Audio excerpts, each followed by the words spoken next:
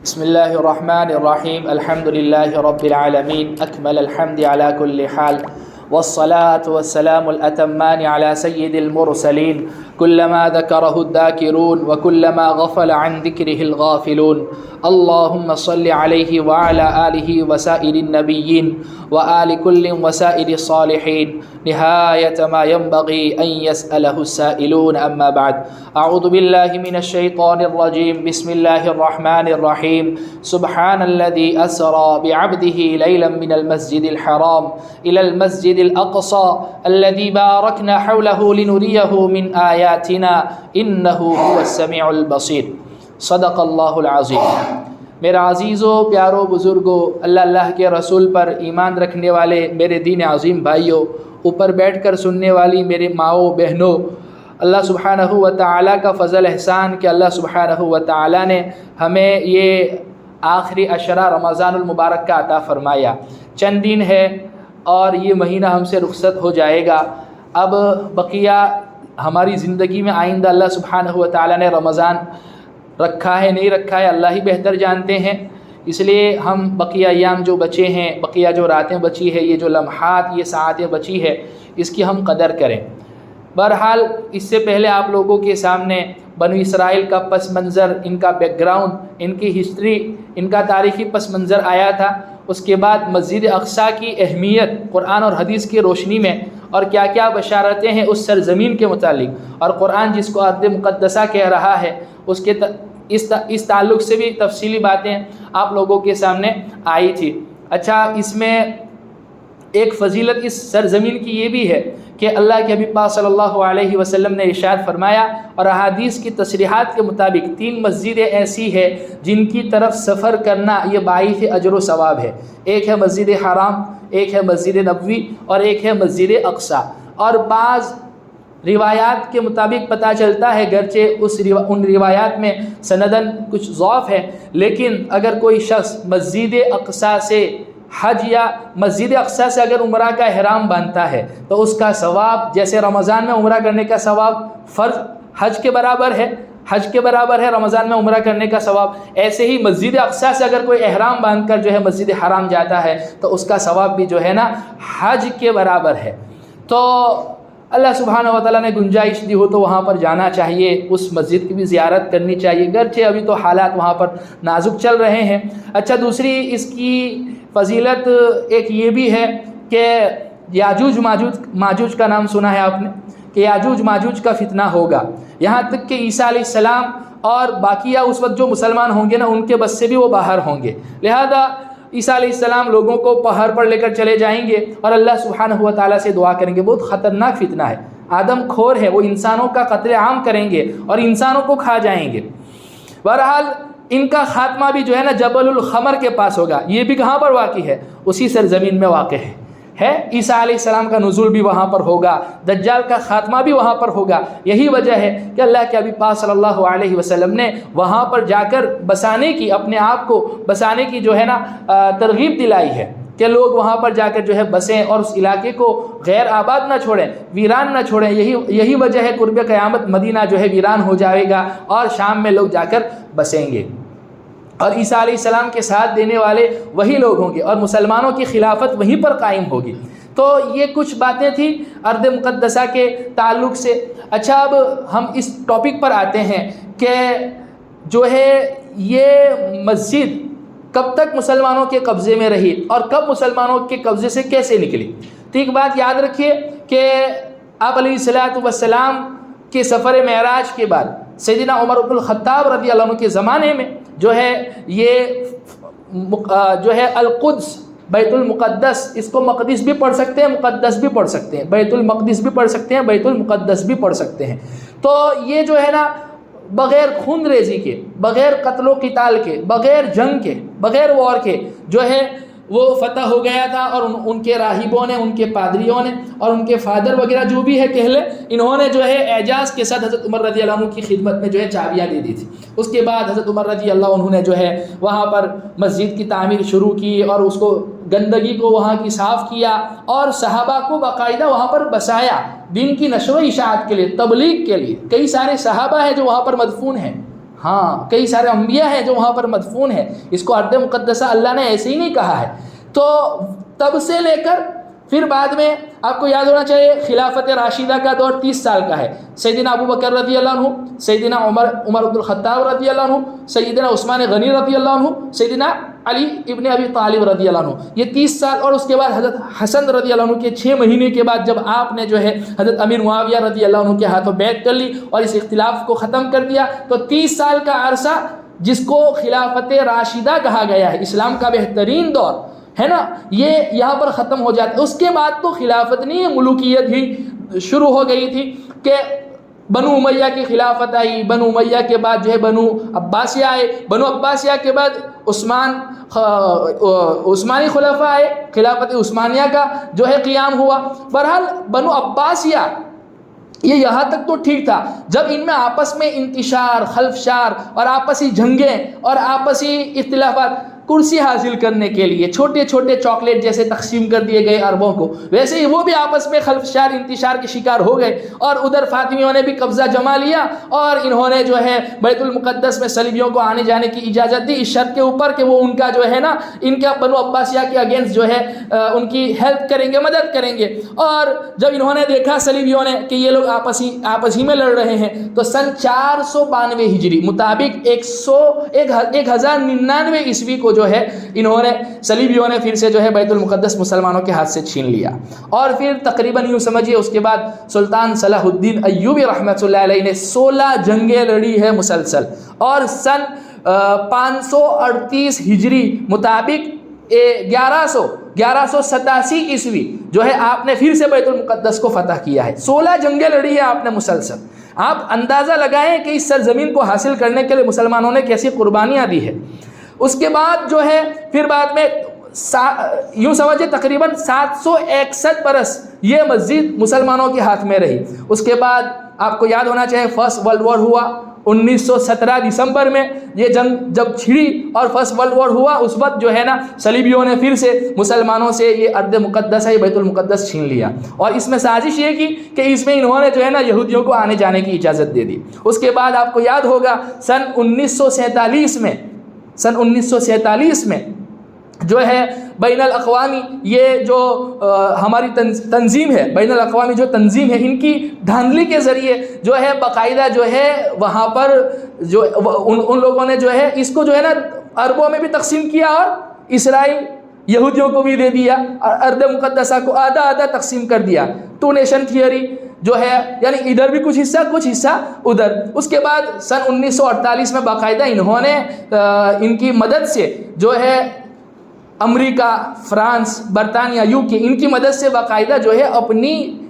سلطنت قائم کر دی. دا گریٹسٹ اسرائیل کا جو ہے ان لوگوں کا جو خواب تھا اور ان کا جو نقشہ تھا اور ان کا جو فلیگ تھا, جھنڈا وغیرہ, وہ سب شائع کیا اور باقاعدہ جو ہے اپنی آزاد ریاست کا اعلان کر دیا. اس کے بعد آپ کو یاد ہوگا کہ پہلی اسرائیل اور عرب جنگ چھڑی, اس میں جو ہے 78% حصہ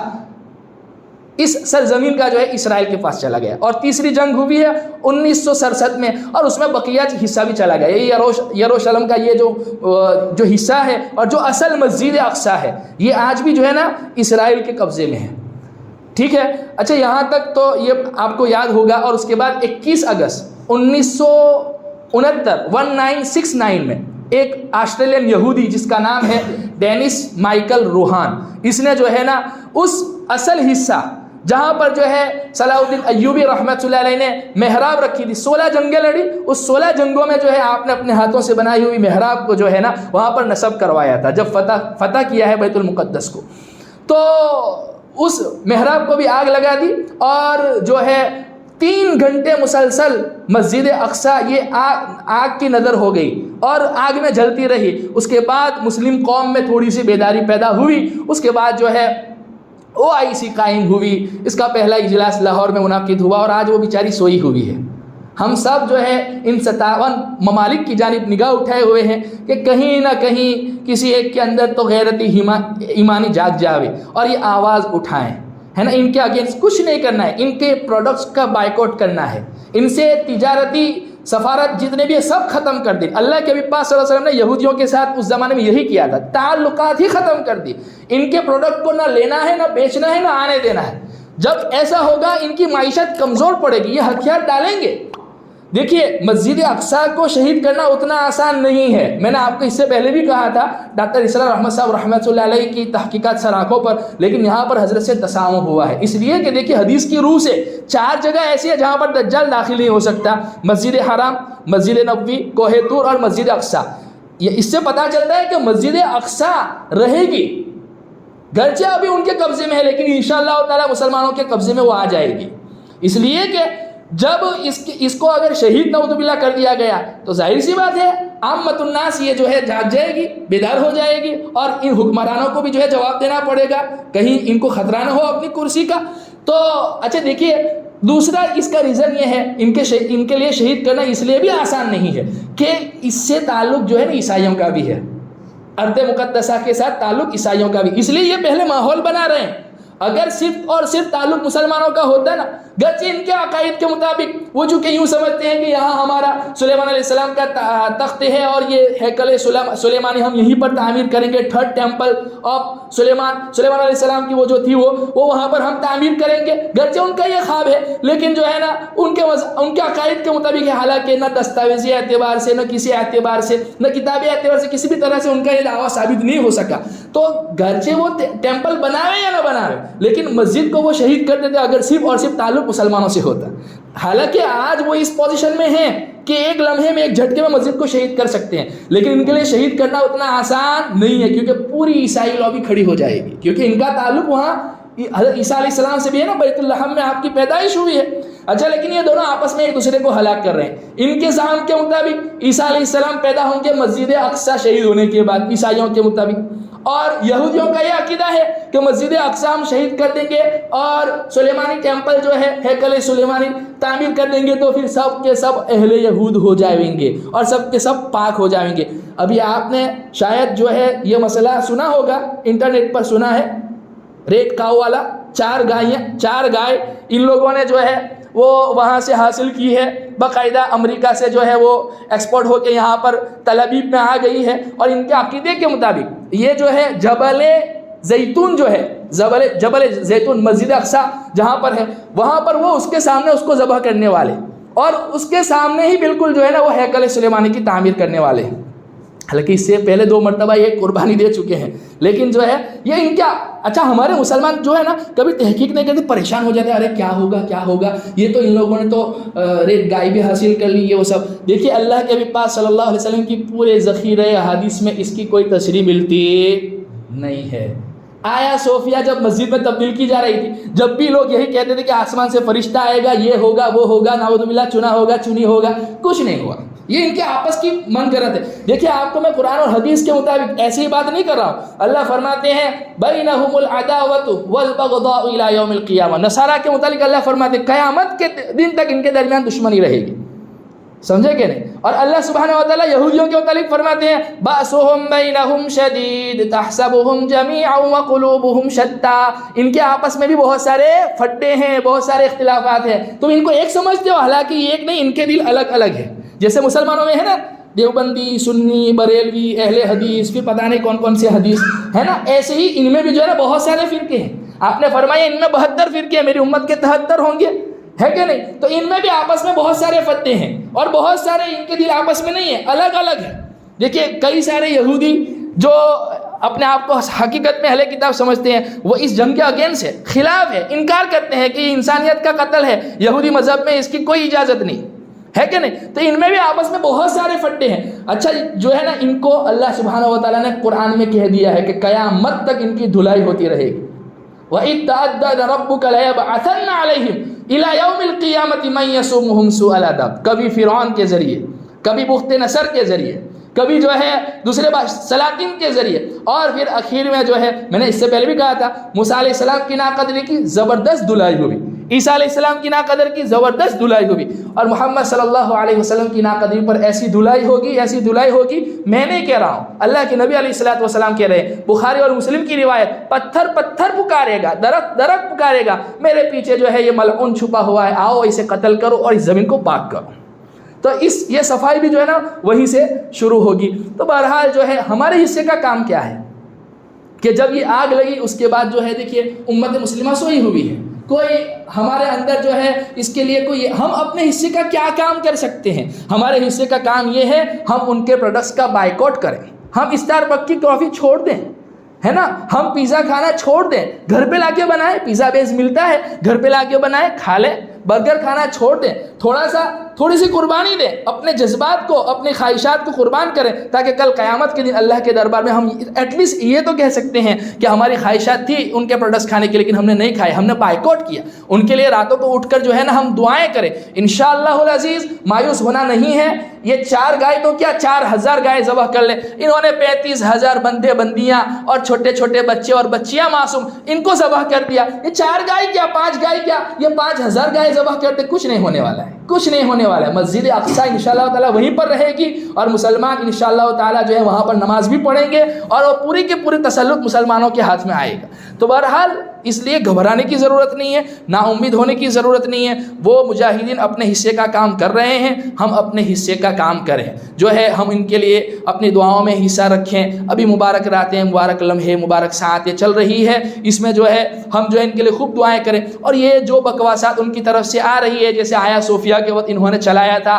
کہ آسمان سے فرشتہ آئے گا، ایسا ہوگا ویسا ہوگا، اگر اس کو مسجد میں تبدیل کر دیا تو عذاب آئے گا، یہ ہوگا وہ ہوگا، ویسے ہی ابھی ان کی بکواسات چل رہی ہے کہ جو ہے 4 گائے کو، دیکھو گائے کی پرستی بھی وہیں سے شروع ہوئی ہے۔ آپ کو یاد ہو سامری والا واقعہ، موسیٰ علیہ السلام گئے ہیں وہاں پر کوہ طور پر تورات دینے کے لیے، ہارون علیہ السلام کو اپنے پیچھے نائب بنا کے گئے ہیں، اور جو ہے انہوں نے بچھڑے کی پرستی شروع کی، اور یہ جو ابھی آج ہمیں پریشان کر رہے ہیں نا، یہ بھی وہی لوگ ہیں، یہ بھی وہی لوگ ہیں۔ اس لیے اللہ قرآن میں فرماتے ہیں لَتَجِدَنَّ أَشَدَّ النَّاسِ عَدَاوَةً لِلَّذِينَ آمَنُوا الْيَهُودَ وَالَّذِينَ أَشْرَكُوا وَلَتَجِدَنَّ أَقْرَبَهُم مَّوَدَّةً لِلَّذِينَ آمَنُوا الَّذِينَ قَالُوا إِنَّا نَصَارَىٰ ذَلِكَ بِأَنَّ مِنْهُمْ قِسِّيسِينَ وَرُهْبَانًا وَأَنَّهُمْ لَا يَسْتَكْبِرُونَ کہ نبی جی یہ یہود اور یہ مشرکین دشمنی میں اسلام، مسلمان اور آپ کے سب سے زیادہ بھاری ہے، ان کی دل میں آپ کے متعلق خوب بغض ہے، اور نصارہ کے متعلق فرمایا کہ یہ بنسبت ان کے جو ہے نا آپ کے ساتھ نرم ہے۔ اس لیے دیکھیے آپ کہ اسلام جو تیزی کے ساتھ پھیل رہا ہے نا، اس میں سب سے زیادہ اسلام میں جو ہے ریورٹ ہو کر جو آ رہے ہیں اور جو ایکسیپٹ کر رہے ہیں اسلام کو، وہ طبقہ ہے جو عیسائیوں سے تعلق رکھتا ہے۔ یہود بہت کم ہے نا، مشرک بھی بہت کم ہے، ان لوگوں کی دشمنی تو کھلم کھلی ہے اسلام کے ساتھ، مسلمانوں کے ساتھ۔ یہی وجہ ہے اللہ کے حبیب پاک صلی اللہ علیہ وسلم جب ہجرت کر کے مدینہ گئے، آپ عاشوراء کا روزہ رکھا تو یہود بھی رکھ رہے تھے، تو آپ نے پوچھا تم کیوں رکھتے ہو؟ تو کہا موسیٰ علیہ السلام کو نجات ملی تھی اس لیے۔ آپ نے فرمایا آئندہ جو ہے نا اگر میں زندہ رہا تو 2 روزے رکھوں گا۔ خیر کے کاموں میں بھی ان سے جو ہے نا آپ نے مشابہت کو پسند نہیں کیا، جائے کہ ہم جو ہے ان کی طرح بال کٹوائیں، ان کی طرح لباس پہنیں، ان کی طرح ایکشن ماریں اور ان کے پروڈکٹس استعمال کریں۔ اس لیے جو ہے نا ضرورت اس بات کی ہے کہ ہم سنت کے مطابق آئے، وَلَا تَهِنُوا وَلَا تَحْزَنُوا وَأَنْتُمُ الْأَعْلَوْنَ إِن كُنتُم مُؤْمِنِينَ۔ یہ قرآن کا اعلان ہے، غم کھانے کی ضرورت نہیں ہے، خوف کھانے کی ضرورت نہیں ہے، مایوس ہونے کی ضرورت نہیں ہے، نا امید ہونے کی ضرورت نہیں ہے، تم ہی سربلند رہو گے بشرطے کہ تمہارے پاس بدر والی کوالٹی والا ایمان ہوگا۔ ہاں، اللہ کو میں ہمیشہ اپنے بیان میں یہ بات کہتا ہوں، کوانٹٹی اللہ کو نہیں چاہیے، اللہ کو کیا چاہیے؟ کوالٹی چاہیے۔ اس لیے کوالٹی مینٹین کریں اور اپنے اندر وہ ایمانی جذبہ، وہ ایمانی حمیت، وہ ایمانی جوش پیدا کریں کہ اللہ کے حبیب پاک صلی اللہ علیہ وسلم ہمیں امت بنا کر گئے تھے، آپ فرقوں میں تقسیم کر کے نہیں گئے تھے۔ اور اللہ بھی قرآن میں کہتا ہے یہ جو تمہارے آپس میں جو ہے قبائل ہے کہ کوئی پٹیل ہے، کوئی جو ہے میمن ہے، کوئی جو ہے شیخ ہے، کوئی جو ہے سعید ہے، کوئی گجرات کا رہنے والا ہے، کوئی مہاراشٹر کا رہنے والا ہے، اور یہ جو نسبتیں آپس میں لگتی ہیں تو اس لیے تاکہ تم آپس میں ایک دوسرے کو پہچانو، ورنہ اللہ فرماتے تم ایک باپ ایک ماں کی اولاد ہو، حضرت آدم حضرت حوا سے نکلے ہو، بس قصہ ختم۔ ہاں، تم میں سب سے مکرم کون ہے؟ جو سب سے زیادہ متقی ہے۔ اس لیے اپنے اندر تقوی اختیار کریں۔ قرآن کریم کا آغاز بھی اسی پر ہوا اور قرآن کا اختتام بھی اسی پر ہوگا۔ روزے کا خلاصہ بھی یہ ہے، نماز کا خلاصہ بھی یہ ہے، جتنے بھی فرائض احکامات ہیں اس کا خلاصہ بھی یہ ہے کہ ہمارے اندر تقوی پیدا ہو جائے۔ ہم جس ملک میں رہیں، جس جگہ میں رہیں، جس کونے میں رہیں، ہماری زندگی اللہ کے مطابق ہو، اللہ کے نبی کے طریقے کے مطابق ہو۔ تو یہ کچھ تفصیلات تھی جو آپ لوگوں کے سامنے رکھی، انشاءاللہ تعالیٰ امید کرتا ہوں کہ آپ کو بات واضح ہو گئی ہوگی۔ اس لیے سوشل میڈیا پر یہ جو شوشے چل رہے ہیں ریٹ گائے والے، اس پر جو ہے ڈرنے کی ضرورت نہیں ہے، مایوس ہونے کی ضرورت نہیں ہے۔ قرآن اور حدیث میں اس کا کوئی تذکرہ ملتا نہیں ہے۔ وآخر دعوانا ان الحمد للہ رب العالمین۔